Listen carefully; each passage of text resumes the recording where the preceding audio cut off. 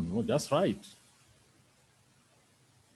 So one Sunday morning, I do this letter and send it, and I hear nothing back. Many, many months later, a gentleman walks into the office, introduces himself as the Nation Research Manager, Dixon Ogola. And when I introduce myself, I say, oh, so you're the Churchill. I keep seeing your letter on Wangedi's desk. And then I realized that letter is still alive. Okay, eventually I get a chance to go out to the US, learn online journalism and come back, and that lands me a job. So one day there's an error on one of the stories I posted, and I get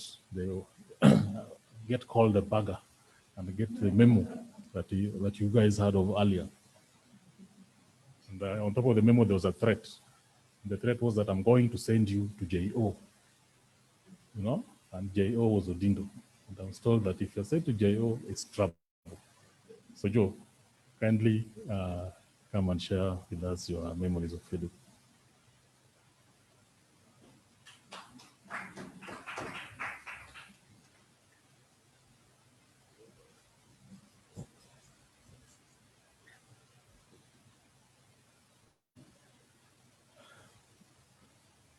Good afternoon, colleagues.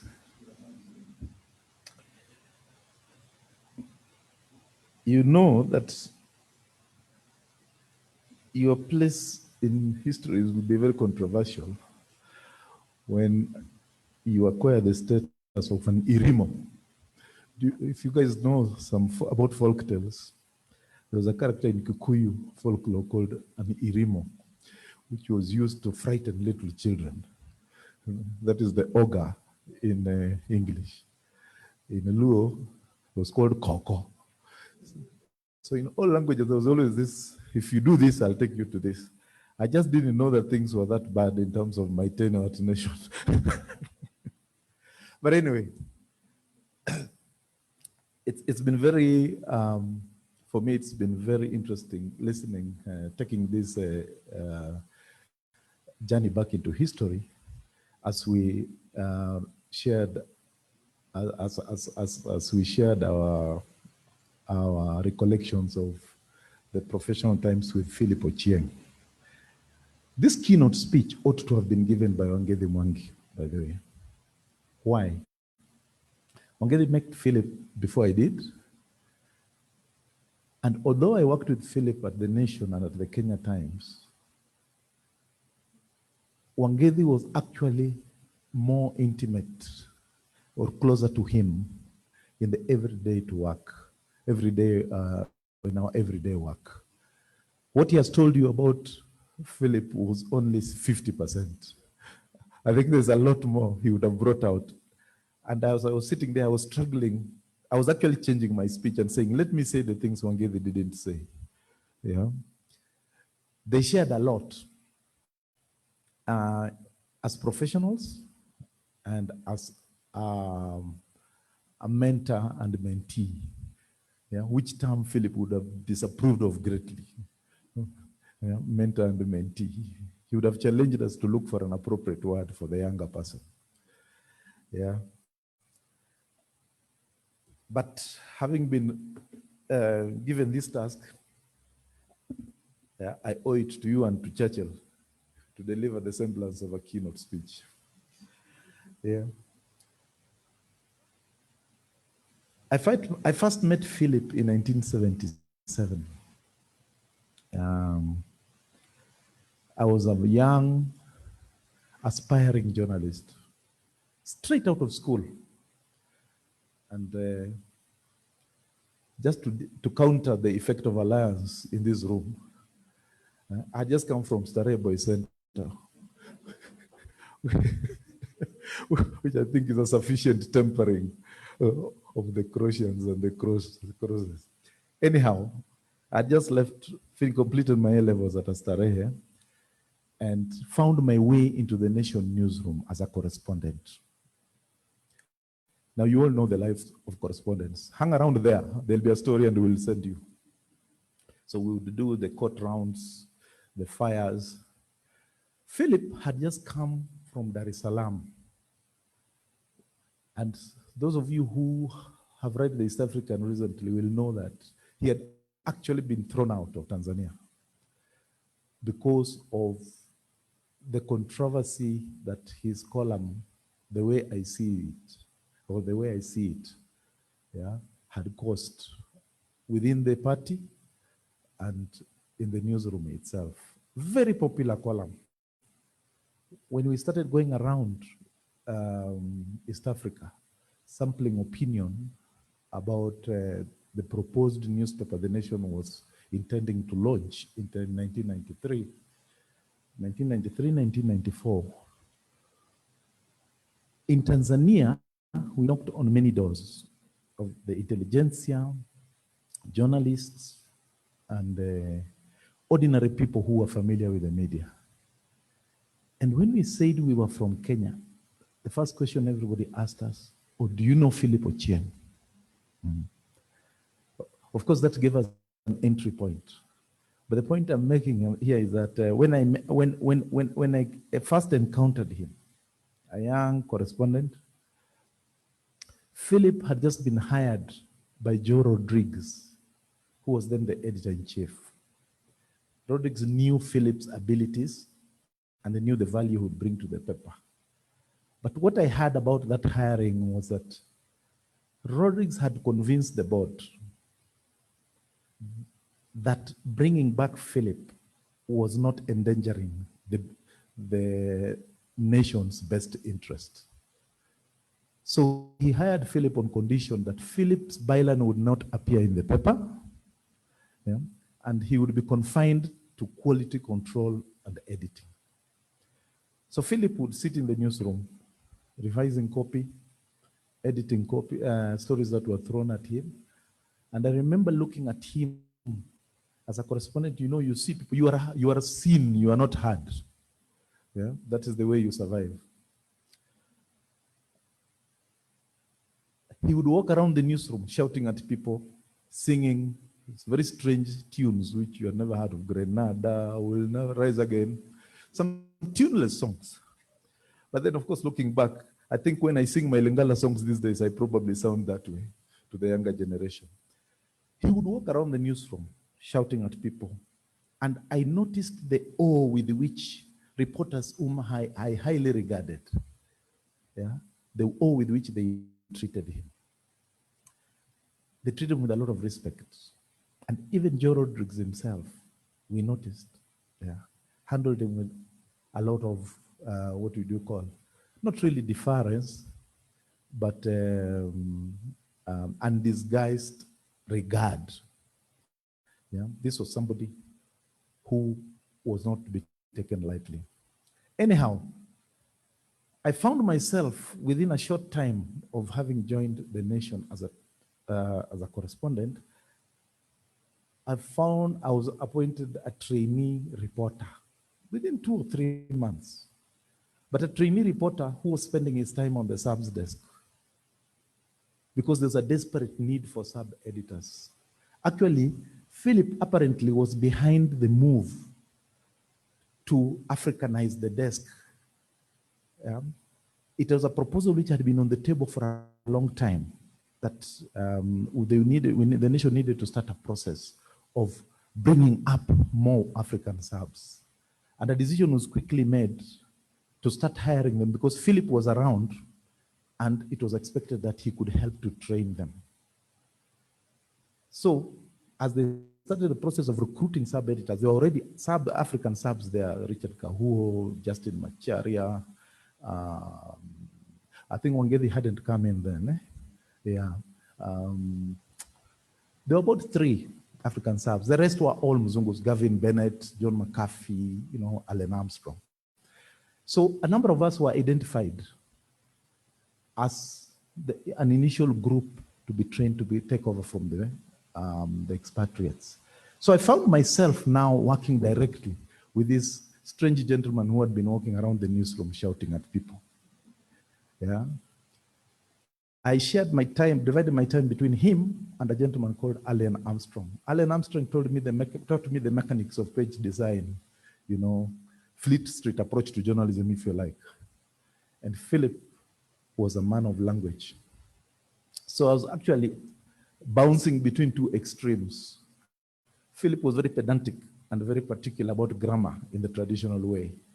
Alan Armstrong was teaching me journalists and how to communicate easily. So one person would be emphasizing to me the importance of the definite article, they. That was Philip. And Alan Armstrong would be showing me why the definite article is not needed in news copy, yeah, to make it copy flow easily. So I left in 1977 abruptly. I spent about 8 months at the Nation, late 77 and 78. My departure is important because Philip was directly involved. Yeah. I'm working as a trainee sub-editor, learning a lot. And for me, this is the career I had dreamt about in school, where I was the editor of the school newspaper. I had always wanted to do this. Suddenly, my university calling letter comes. And Kenyatta University is offering me a place to train us, to do a B.Ed course. And at the same time, I have this letter from the Nation. Yeah? I'm earning a whole 2,500 shillings. Yeah? I'm a trainee reporter. And quietly, I'm being told that if you do very well, you probably will be taken to Glasgow, where I think the Nation used to take their subs for further training. I'm in a dilemma. So I actually talked to the one person who would have been interested in retaining me at the Nation. And it's a measure of the trust that Philip engendered in the young people he worked with. You could trust him. You felt he was more than just your boss. He was a father figure. I approached him with my university letter and I explained my dilemma to him. I told him, what do you think I should do? Should I stay at the Nation and grow into the journalist I'd always wanted to be? Or should I go to the university? He did not hesitate for 1 second. He told me, go to university, young man. The Nation will always be there. And when I walked away, he added his trademark, parting word, foolish. That's how I ended up becoming a university graduate. And as he had said, the Nation would always be there. I actually came directly back to the Nation on completing my university degree. The Nation was hiring when I was doing my last paper. I applied, and well, the rest is history. I think it's a sign of what has happened to our media industry and journalism in Kenya, that we are actually gathered here to celebrate the life of one of us, the professional life of one of us. For me, it signals a change, that we are beginning to see our profession differently. I don't know whether it is as a result of the turbulence that we've gone through over the last 3 years or so, or the place that journalism has come to occupy because of the seismic changes which Kenya has gone through and of which journalism was a part. But I think it's a good sign. It's a good sign that journalism is not one of those things that people consume on a daily basis and forget about. We are seeing it as the institution that it really is, and very much part of our national life. This kind of tribute is important, and it's something we should continue. Thank you very much, Kenya Editors Guild, for initiating this. All I would say is, therefore, it places on you a challenge on deciding who do you honor and who don't you honor. Yes, because again, you could fall into the trap of saying, anytime a journalist passes, you meet at the newsstand and give speeches. I don't know, you might decide that some should just be honored by the graveside, but there are those who deserve an interruption of everyday work. I think Philip is one of them. As we think about those who deserved honor, I would say Philip belonged to a generation of journalists which produced 3 names with whom we'll associate the significant shaping of our profession. There was Philip Ochieng in my mind, that is. There's Hilary Ngweno, and there was George Gethii. Of course, there were many others who contributed in different ways, but in my own assessment, the evolution of our profession, these three gentlemen made significant contribution to the way the profession has been shaped. I'll talk briefly about Gethii and Ngweno and then go back to Philip so that we can contrast them. George Gethii was editor of The Nation in two different phases. He was a courageous man. There are two things that he exemplified, which is why I find it necessary to mention him. He was a man of, how do I call it? Extraordinary doesn't quite describe him, but outstanding courage as an editor. And he was an influential, formidably influential editorial writer. Those two things. He wielded the editorial column like a scythe. And if you have seen those movies of towering Vikings, yeah, swooping poor Englishmen into the sea, that was George Gethii with an editorial in his hands. And there are things he did which made a very big difference to Kenya's political history just because of the editorials he wrote.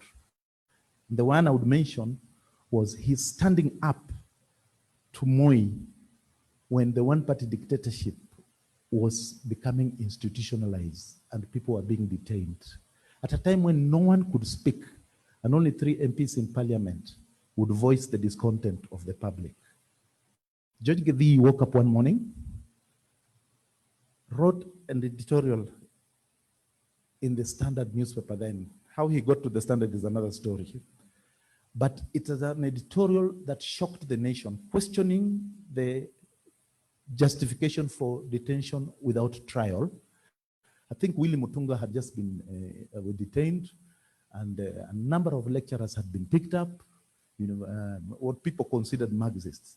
But using editorial space, he shook this nation into a realization that something was going wrong.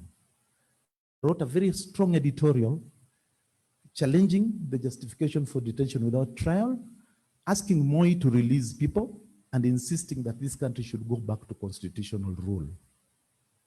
He was fired by noon. There was an editorial board meeting. Tiny Roland flew in to the country. There was a board meeting, and the Standard produced a special edition at 1 o'clock, editor sacked. But Gethii had left the nation under a similar cloud of controversy. Now, I've been an editorial director, Gethii knows, and challenging the principal shareholder of your media business takes a lot of courage. Takes a lot of courage. It's more or less suicide, if you like. We always manage it by being cautious, thinking about how will I frame my objections, but allow room so that it is not used against me later. Well, Gethii had an altercation with Aga Khan of an editorial he wrote criticizing a branch of the Islamic, a branch of the Islamic faith in Kenya, the Bora Ismaili Muslim. The Bora Ismaili Muslim, I think so. The Boras. He criticized certain things that were going on among the Boras, they were, what do you call it? They were excommunicating some members who did not agree to certain orders that had been given by the leader of the Bora Ismaili faith. They complained to the nation as a media house to highlight this, the way that people who suffer injustice come to media everywhere. Gethii, in his wisdom, felt that that story should be brought out. He wrote a very strong editorial, ordering, asking the Bora community to stop, basically stop this repression, and to remember that it is a breach of the Kenyan constitution. He did not know the relationship between the Boras and the main Ismailis, that they are cousins. So when the editorial appeared, within 2 days, Gedi received instructions to publish an editorial countering what he had run. Yeah, and basically it was saying that the nation is very sensitive to religious communities' interests, and what was said here does not actually represent the position of the paper. But if there are the transgressions of the law within the community, Bora community, there are ways in which it can be done. He refused to publish the editorial. Anyway, the long and short of it is that he eventually resigned on a matter of principle.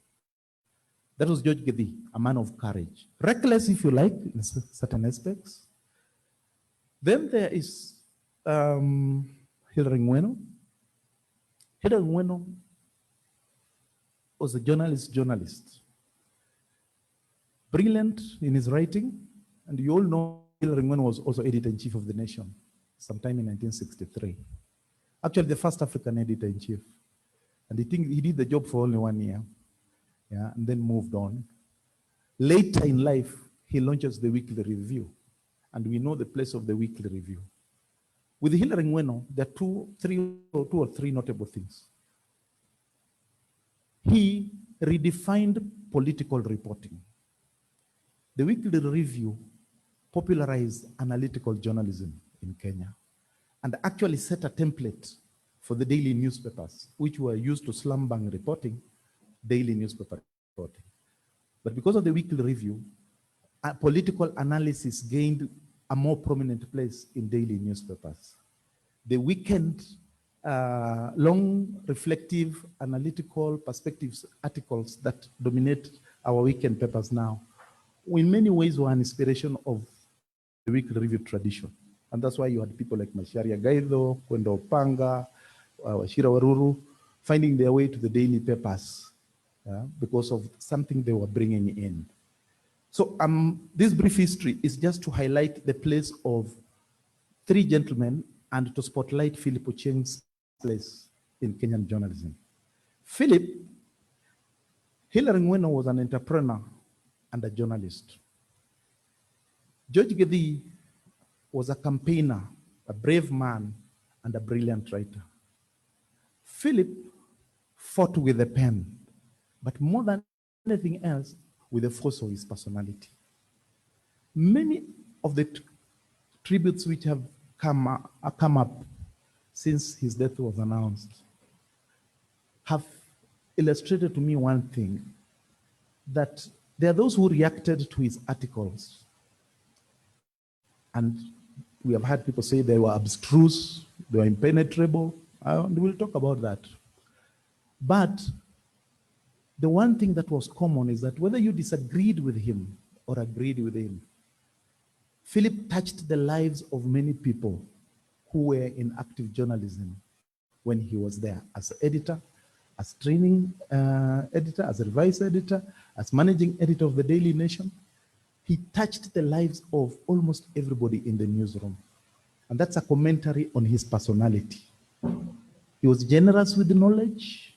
He was a stickler for quality, linguistic quality, but also as a person, he was very outgoing.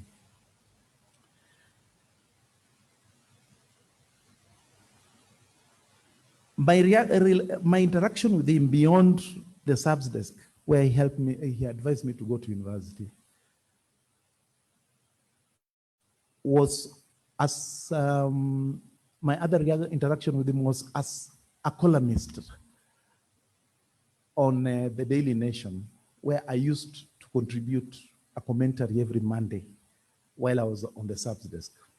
I used to write a column called Sound and Vision. Basically, it was reviewing radio and television. But for me, as a sub and as a young journalist, it was an opportunity to kind of build my writing abilities. And it was less of a review of programs and more of a commentary on the political situation in the country. So as a result, it gained a lot of resonance. So by commenting on what the radio and TV carried, I kind of encouraged the debate about some of the current issues, especially in the political side. This column passed through Philip's hands because he was in charge of commentaries every Monday. And I remember the first 2 I gave him came back splashed with this black felt pen all over. Mine was black, Wangedi, not red. Yours was red. And I was so disheartened, so disheartened that it took the intervention of George Mbugus, who was then our boss, to encourage me to continue writing. But when I read the final article on Monday and everybody was congratulating me on this brilliant commentary, I realized that half of it was Philip's words. And by interacting with him every Monday, I got to develop, to learn certain things about writing, about the rhythm of sentences. Even though people deride him for using difficult words, Philip, when he edited your copy, actually made it simpler and more penetrable. Yeah, rhythm, the use of using fewer words to say what. So I don't know why he felt that I was using too many words when in later life I felt that he was the most verbose of writers. Yeah. So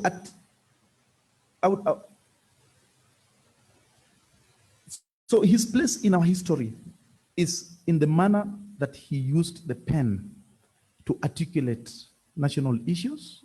You have heard about his time at Target Lengo, where he had to run away because he said what needed to have been said, that Kenyatta was turning Kenya into a nation of sheep.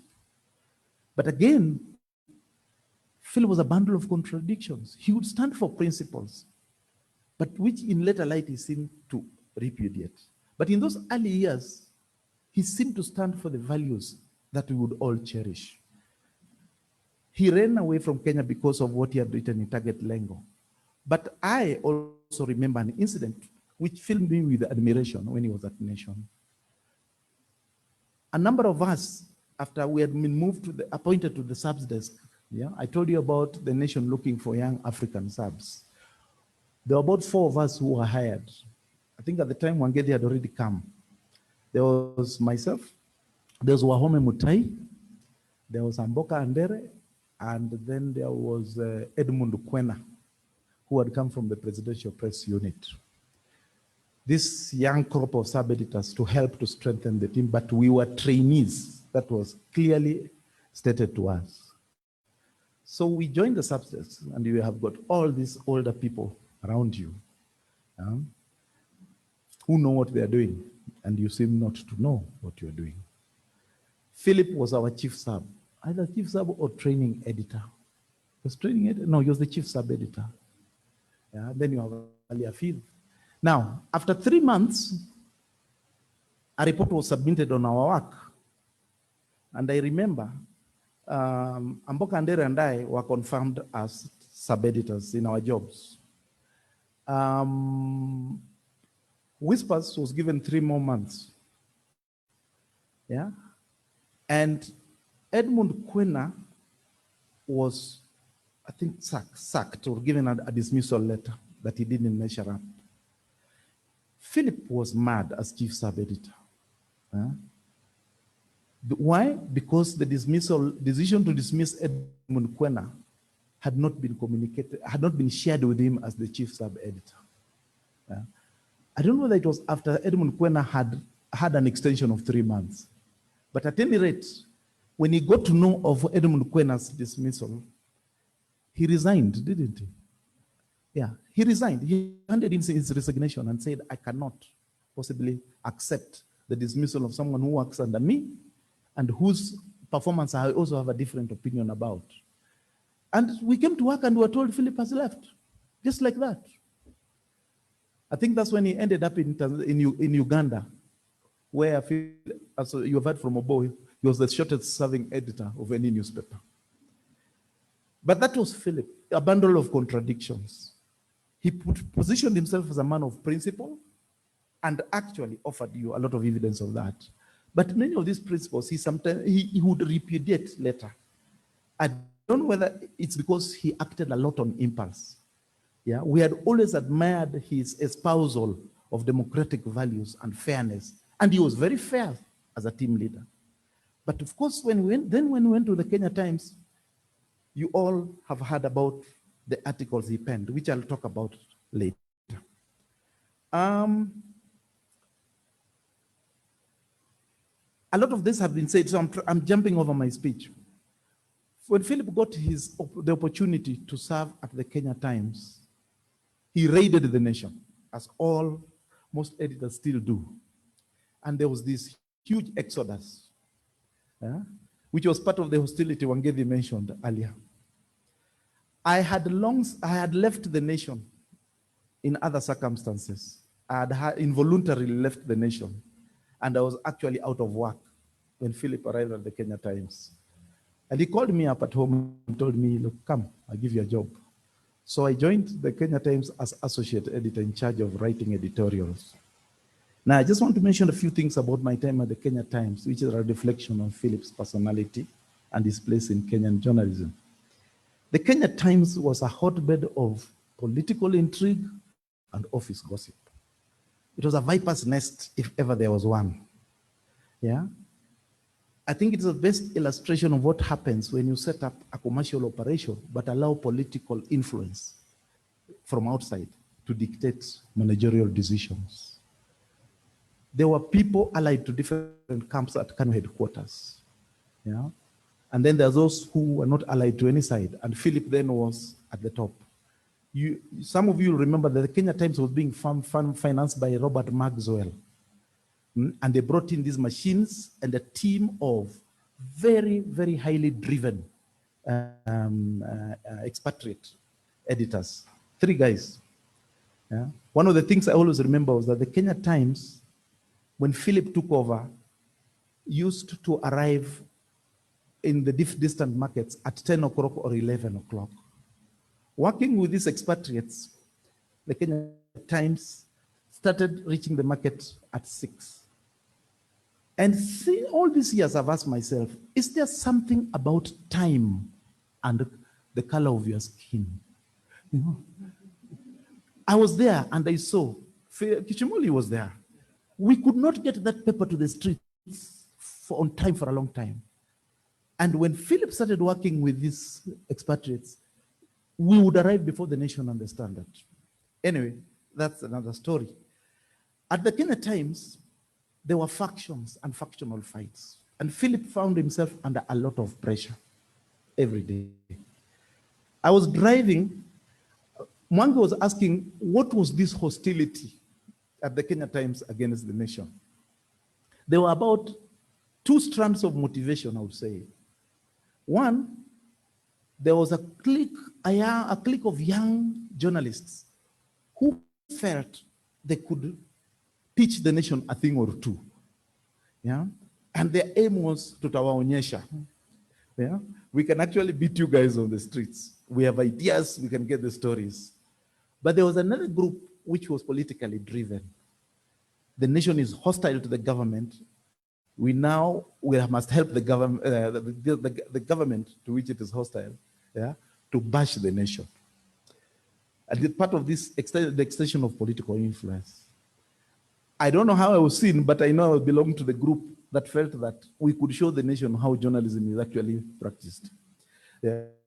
So there we were, Amboka Andere, Joseph Odindo, Wanjiru Shira, and I remember Philip parading us on the front page of the Kenya Times. Yeah? This is he's going to war with the nation. Anyhow, aggressive journalism at the Kenya Times, the more aggressive we became in our investigative stories, the more frontal we were in our commentaries, the more pressure was piled on Philip as editor-in-chief. And I do know that he was getting phone calls from Hezekiah Oyugi, from Kamodo, from Kalonzo Musyoka almost every day. Kalonzo, who was Deputy Speaker of Parliament, would actually come to the office sometimes to discuss stories and give us leakages. But I don't know whether it was the hobnobbing with the rich and powerful which changed Philip, being close to power. Power has a strange effect on people because we also started seeing stuff on our paper which would shock us and we would wonder whether that was appropriate or not. Anyhow, Philip, a number of times, was asked to dismiss reporters who were associated with controversial stories. I think you've heard the story of Martin Masai. You've heard the stories of, then there was the story of Gray Fombe. Gray Fombe put together a story about the Italian mafia in Malindi. And it was, I remember Philip had traveled overseas and I handled that story. And the reaction from government shocked us. Yeah, it was a beautiful story. He had pictures about all these Italians who had been convicted back home of crimes related to the mafia, but had appeared in Kenya and had set up businesses. And I remember the first call I received was from Moi himself. I was acting. The call came through. Who are you? When do you Odindo? I said, yes, sir. Yeah? Hold on for His Excellency the President. And before I could say anything, he was a line. Nani wewe? Mimi naitwa Odindo, Your Excellency. Mimi najenga wewe unabomoa. Mimi najenga wewe unabomoa. Ochieng iko wapi? So I told him Ochieng amesafiri. Hii mambo ya Italians na mafia mimi sitaki kusikia. Hiyo muache.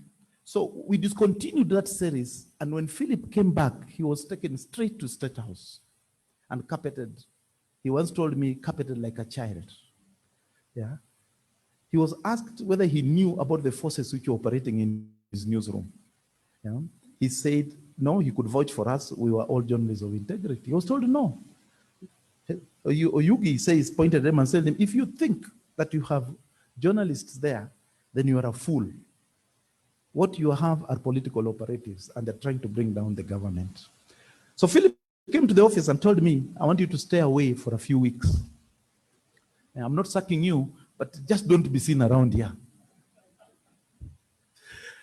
So I stayed away for a few weeks. I would come to the office, show my face, and stay away so that the heat could cool down. But this was the beginning. To me, it was the beginning of the pressures which finally even seemed to have forced Philip to change his political stance. Yeah. I don't know whether, having suffered so much, hopping around the world because of principle, he suddenly found it necessary to cooperate in order to maintain his position at his leadership position. But there was a change in the man.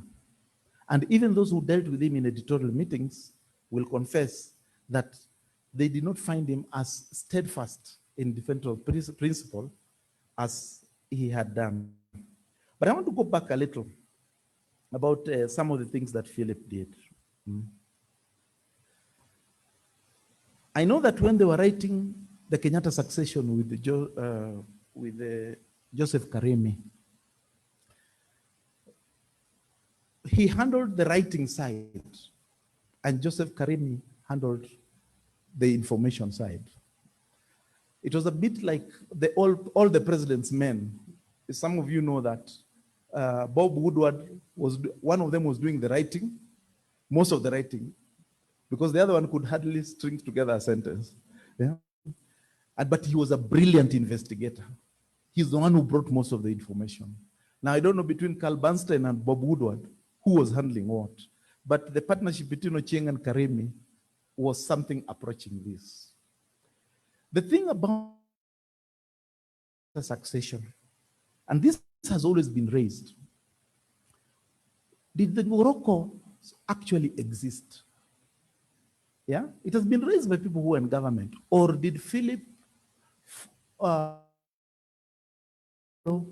propaganda ploy from Charles Njonjo and those who are Moi's people, which was intended to discredit the remnants of Kenyatta's regime, the Kenyatta regime, yeah, as to prepare the ground for moving against him. People have questioned the story, and for me, again, it made me wonder, is it, again, the proximity to power which may have blinded Philip to the loopholes in the stories he was being given, if indeed the story was not true, wholly true? It had, it was verifiable to a certain extent. But these questions have been raised about the Kenyatta succession. However, I would say that the Kenyatta succession set a precedent, yeah, for us as journalists. here. Yeah, that we should move from recording events on a daily basis and writing stories, short-lived stories, and documenting the history of our country. And that was one of Philip's major contributions to the generation of knowledge in our country. Along with the Kenyatta succession, we also had, I accuse the press. I think it's a challenge to the older generations of journalists, or the journalists who are retiring. Will we leave behind such thought-provoking records of our time in the industry? A lot of it, I don't want to talk about Philip's intolerance of grammar. All this has been said. Yeah, I'll just mention the things that perhaps have not come up. I would just mention something else about his tenure at the Kenya Times, and I will re-emphasize. I think the editorials he wrote virtually wiped out, yeah, as a journalist, the one he had made in the local media. Unfortunately, yeah, the good that men do, is it the evil that they do lives after them, and the good is interred with their bones. Now I know Philip would have would have corrected me and said, if you want to quote Shakespeare, quote him properly. And he would have said, and the good is oft interred with their bones. That's what you would have done.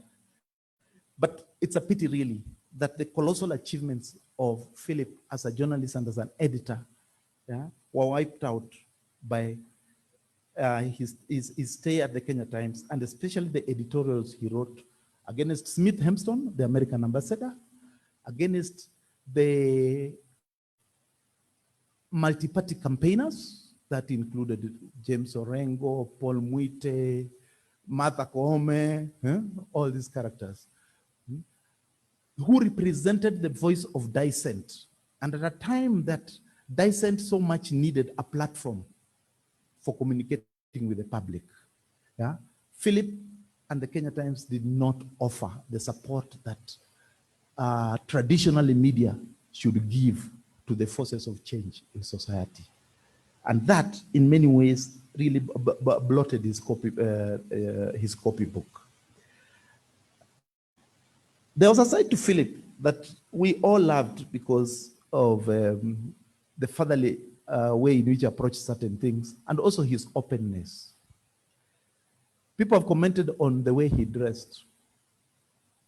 Philip was a sharp dresser. Actually, at the Kenya Times, when he now had money, yeah, we saw what he was capable of. As Mwangi said, they were all from Pierre Mohammed. But what I saw was the what do you call it? The epitome of Nilotic. Huh? The epitome of Nilotic elegance. Philip would match shoes, trouser, belt, trilby hat, and umbrella.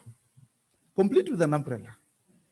And the remarkable thing was that the suit worn on Monday, you would not see it again for another 3 months, 2 months. You all know us men, you have just about 2 or 3 suits, which you keep for special occasions.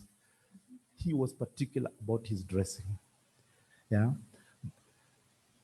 He socialized with his staff. And even in drinking, Philip bought the most expensive whiskey and the most exclusive. His popular spot was at the Nairobi Safari Club. Yeah. What was that bar called? He had a corner at Githunguru's premises. And he ran up bills on extremely expensive whiskeys. The thing is that at one stage, Philip appeared to have a drinking problem. I think we should say these things. Yeah. He appeared to have a drinking problem. And I don't know whether it was because of the political pressure he was going through at the Kenya Times, but it's something that had come out, I think had started at the Nation. Yeah. By the time he was being edged out of the Kenya Times, it was a combination of both a drinking problem and a frustration with his professional ambitions being blocked, possibly as a result of working in a heavily politicized environment. Now talk about Philip's love for the finer things of life.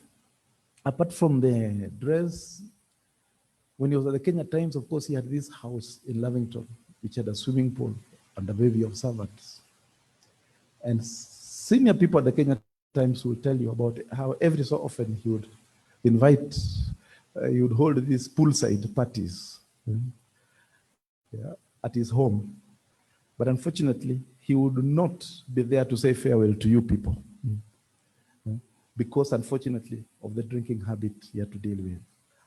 Happily for Philip, at some stage, he marshaled the willpower and abandoned alcohol totally. Yeah. The only other person I had seen achieve that feat is Macharia Gaido and the cigarettes. Yeah. He walked away from alcohol, stopped, but I think it had done quite a bit of damage to his professional career.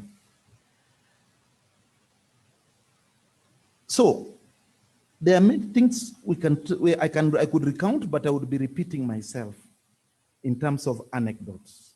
I would personally want to emphasize a number of things. The reason I would be repeating myself is that Liz Getonga documents Philip's life in her book. She did a very good job of it. I accuse the press captures Philip's intellectual view of media and journalism. And then a lot of the commentaries he published adequately bring out what he thought about our society and language standards. But for me, the thing is that his contribution challenges us, as I said earlier, and which is something we have to reflect on, challenges us beyond reporting on day-to-day events. What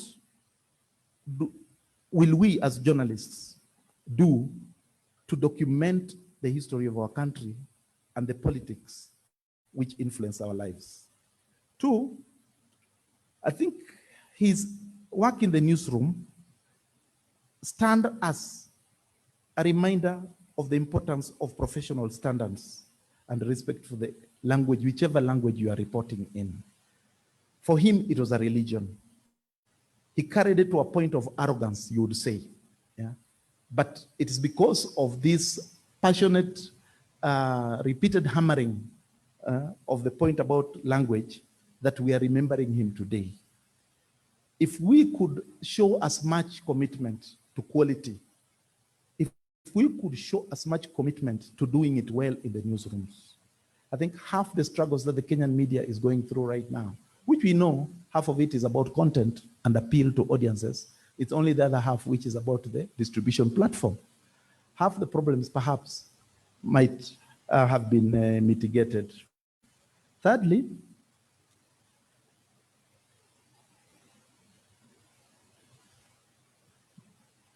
Philip exemplified to us the old truth that journalism without knowledge is merely an empty vessel.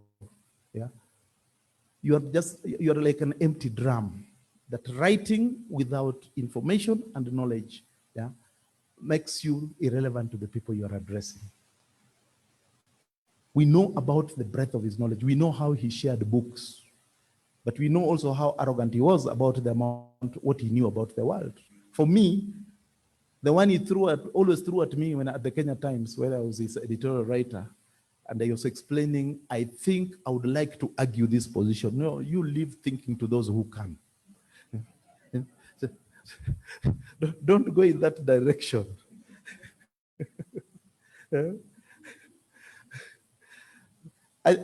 importance of knowledge, of updating yourself, of continually exposing ourselves to new ideas and the latest information in order to be competitive as journalists is one thing that his life exemplifies. Yeah, the breadth of knowledge. And finally, I think the point was made to us by the actions and the contradictions he evinced at the Nation and the Kenya Times, that we must reflect on to what extent do we exhibit the values we espouse in our editorial space? To what extent do we exhibit that in our personal lives, the positions that we take? How principled are we? Yeah. When we are challenged under a challenge to make a personal sacrifice on matters of principles, do we as media leaders readily submit and basically undermine the very values you have been espousing in the editorial space and fail to be an example to the teams that you lead? That was a problem that Philip had to grapple with. It's a problem that, as I've said, erased much of his achievements.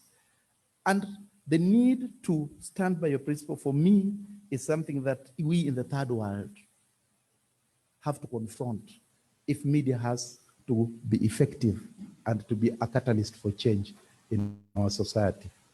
Philip was a friend. I would say that. For me, he was a friend and a father figure. Yeah. He had his failings, but he also had his achievements. But as I said, he is one of three people whom I feel have shaped journalism and the media industry in this country. Hillary did it with a pen and with investment. George Gedi did it with courage and with his pen. Philip did it with courage and personal impact. He influenced the careers of many of us. Thank you very much for listening to me.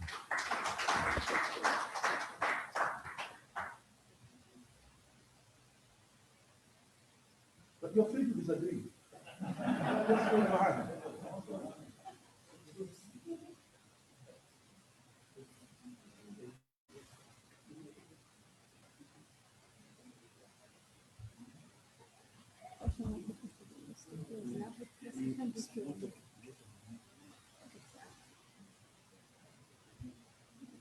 Okay. We had actually planned to have a Q&A after this, but I think most people, their heads must be turning, trying to absorb all those things that we've listened to today. My challenge to you, Joe, would be to walk what you talked about today. It would be interesting if you and Wangevi would sit and document some of those tales. I'm actually especially curious to know this Goroko thing. Sounds very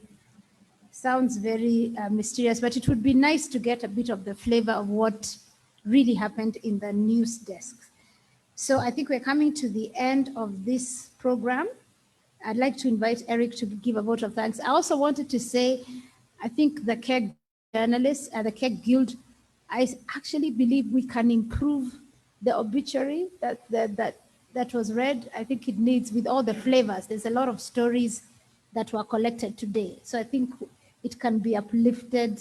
We can use that to uplift what was read today. So over to you, to Eric to close and to a vote of thanks. Wow.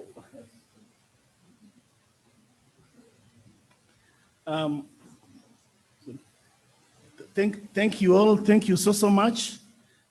Feedback from our virtual community is that it is going on very well. I just need to point out one thing Odindo referred to, which is the protocol. One, I'll take responsibility. Two, it's typical with journalists, we don't know protocol. Three, and more important, is that there was wide consultation. We consulted a few editors, we consulted people who have been in that group, which you know about, and it was felt, including Linus Getahi, who told us that he'll join virtually. We had expected him here today. We consulted editors and KEG, and the feeling was that Joseph Odindo was best placed to give the name. So I apologize, but there was some reasoning behind it. Yeah. But thank you so much. The feeling from the industry is that this is very good for journalism. It's a beginning, and at least we were beginning to do what other professions do. And it's just as well that journalism now is getting there. we're in something else with my boss Wagedi, and we've been discussing some things about journalism. Being in between the newsroom and outside, you realize that journalists have actually such talent. The kind of CVs that we carry, but we never know how to write them to market ourselves into. Those lawyers that you see getting appointed to boards and things, they don't have a quarter of the CV that people sitting in this room have. And so if we just improve our CV and know how to purpose ourselves, we will get there. And that now takes me to Njoki and that book. You can see Wangedi set you to where you are now, combining journalism and marketing. So that marketing experience, very young in your career, was very helpful. You should be thanking him for giving you that experience. Yes. Yeah. Okay. Having said that, I also had my bagger moment. It's not so bad. It's not so bad, boss. Don't worry. I had come from covering a by-election. I think it was Makueni. I'd not slept for 3 days, and then I made the mistake on the last day to come to the newsroom. And since I was the rewrite person. Most of the stories I was the person who was being given to rewrite, and I was asked to rewrite stories, and I was sleepy, I was tired, I was what, and I tried to tell the news editor then that I'm tired, and what he told me, no, do it. And I introduced, instead of, I think, Kiplagat, I included, was it Kiplagat and somebody else whose name sounded the same. And the following day, I don't know whether the boss received a call or what, but I saw it in the morning and I knew, oh my God. And he just passed my desk heading to Tom Shindi's desk. And that look told me, Bana, umetupambao, but that's besides the point. Okay, so first of all, I would like to recognize the team that put together today's event. Please, if you don't mind, I'll be the politician and ask you to stand. Nabiswa, Njoki, Ross, Joseph Bonyo, Linda, and Rosalia, who is not here. Of course, Churchill, Weka too, but Churchill was also. I think you did. Sorry, Annie. Where is Annie? Oh yes, I think this team deserves a big round of applause. It is a first in journalism, and I think you've delivered. You can see the feedback on the web. So one, thank you so much for doing it. Njoki and Rose for co-MCing. I think it's a different thing. Normally we have one MC, but today the contrast I think really worked, and we hope that in future, if you are called upon by KEG, you will do it again. So thank you so much, Rose and Njoki. Yeah, Churchill is okay. Another first in KEG events is the production of videos, and I know that Joseph Bonyo has had had to work, go to school, and produce them. And Joseph, thank you so much for doing it. I think it's something that KEG will in future in its events. So I think it was something different, but we'll be doing it more often if we are given the chance, Churchill, and the EC. I'd like to thank the IT team in Jeru. Jeru Kwapo. Now, even though we encountered a few hiccups, I think the feedback from out there is that we've done well. Thank you so much, the IT team and the camera work, the camera people. Mmefanya kazi poa, asanteni sana. Yeah. Of course, our speakers, all of you might, during our time, let me say, if I'm allowed to be mannerless, kidogo, and try to elevate myself to that level, you might think that a lot of the speakers were from Nation, but you can see they had stints at the Standard, they had stints at the Kenya Times, they had stints at the People, they now have stints at KBC and all that. The pool was so small small, and we all went around a lot of media houses. So this has been an industry-wide appreciation, and thank you also to those who came in who came in online, Rapuro, Mutuma, and everybody who came in, Bernard Momanyi, and everybody who came in virtually. Thank you so much. I'd like members of the EC who are here, Prof and Linda, and of course, Presido himself and Bonyo. Thank you so much for your direction, for your involvement in today's function, and for giving us the chance to, for taking up the challenge to set up, to initiate this appreciation for great journalism. So for the EC and KEG, we also say thank you. Yeah. Annie, always for the logistics and bringing it all together. Asanteni sana. I think I've, Okinyi, thank you so much for representing the family. And is it Chieng who came online? Yeah, also, if she's still with us, thank you so much for representing representing the family. And thank you for giving us Philip Ochieng, for giving journalism, the person that is Philip Ochieng, of course, to great sacrifice to the family, to great personal sacrifice to the family. But as Ochieng said, eventually he was there for them, and we appreciate that. And as we send him to his resting place on Friday, we are with you, even those who will not travel and those who will travel, we are with you. Naim, thanks for your speech. Odindo, Wangevi, and namesake, KUJ Secretary General, and thank you also for pledging to help to participate in immortalizing these events and appreciation for journalists. We had invited the ICT ministry. They didn't send an apology or tell us anything, but as we say, it's okay. Then from MCK, we have an apology from Media Council of Kenya. The CEO and top managers are out of Nairobi and they couldn't make it, but in events that could not allow them to even deliver a speech, but an apology was sent. So, of course, the Stanley Hotel for hosting us. We are thankful for the support. We are sure that if we call on you again to offer us this kind of support, and we've learned a few things, I hope Stanley has also learned a few things, in future it will be seamless.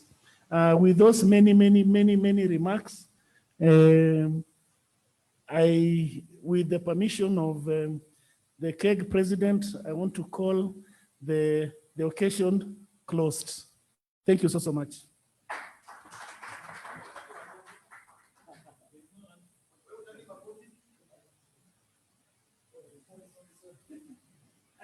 I told you, I mean, we are learning these things.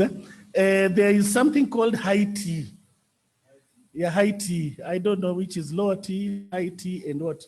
So you're all welcome to interact. And remember Philip informally out here. Thank you so much again.